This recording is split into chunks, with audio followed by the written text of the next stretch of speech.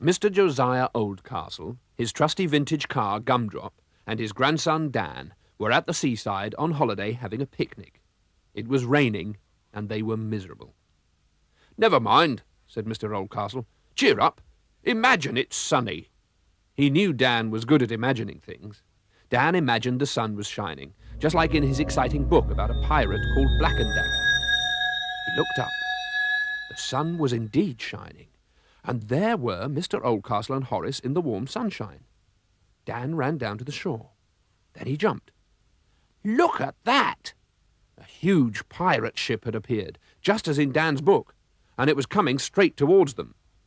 "Pirates!" cried Mr. Oldcastle. "They look nasty. Quick, back to Gumdrop."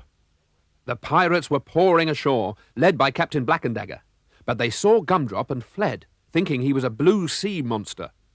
Captain Blackandagger would have run away as well, but he fell over his sword. As he staggered up, his eye patch fell off, and then he could see Gumdrop with both eyes. "It's a horseless carriage," he thundered, as the other pirates advanced menacingly. "Stand clear," warned Mr. Oldcastle. "My carriage has an engine under the bonnet." He revved the powerful engine, and Gumdrop made a fearful noise. The pirates were so frightened by the sound that they ran off again.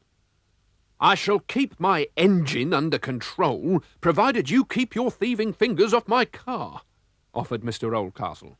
The pirates promised to behave, and the captain introduced his men. "The tall one is Titch, short one is Lofty, bald one is Fuzz, and Pegleg's got a peg leg." He then gave his hat to Dan. "Now, we must collect our buried treasure, or our deadly enemy Captain Rattlesaber will get it." "Let's take them in Gumdrop," said Dan, and Mr. Oldcastle agreed. Titch was tallest, so he acted as lookout. Suddenly he cried, "Ship on port bow!" "Shiver me timbers," roared Captain Blackandagger. "It's that villain Rattlesaber! After him!" But there was no one to be seen. "They've gone after me treasure!" wailed Captain Blackandagger. "But I don't know which way." He'd lost his map and forgotten the way, so he burst into tears. "What's this?" asked Dan. "A parrot's feather," cried Fuzz. "There ain't no parrots here," said Pegleg. "Rattlesaber's got one," said Skinny. "Horace will find the way," exclaimed Mr. Oldcastle. Horace smelled the feather and was off. He hated parrots. "After him!" cried the pirates. "Tally-ho! Parrots away!" Horace knew which way the parrot had gone and streaked ahead. Suddenly he stopped, the bushes parted, and out came the parrot, sitting on Captain Rattlesaber's shoulder. Two of the fiercest pirates were carrying a huge treasure chest. "My treasure!" yelled Captain Blackandagger. "Stand and deliver!" He jumped from Gumdrop, tripped again, and fell in a heap with his men. Horace charged straight at the parrot. "Get away, bad boy!" squawked the parrot. Too fat to fly, she ran. She reached a hole in a tree just in time. Horace sat and waited. Captain Rattlesaber and his men were frightened. The car was bad enough, but they hadn't seen a dog in years, and this one looked vicious. Captain Rattlesaber burst into tears. "I want my parrot back. I've had her for 40 years.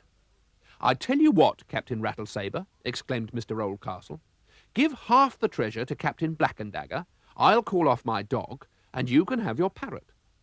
As Captain Rattlesaber loved his parrot, he agreed.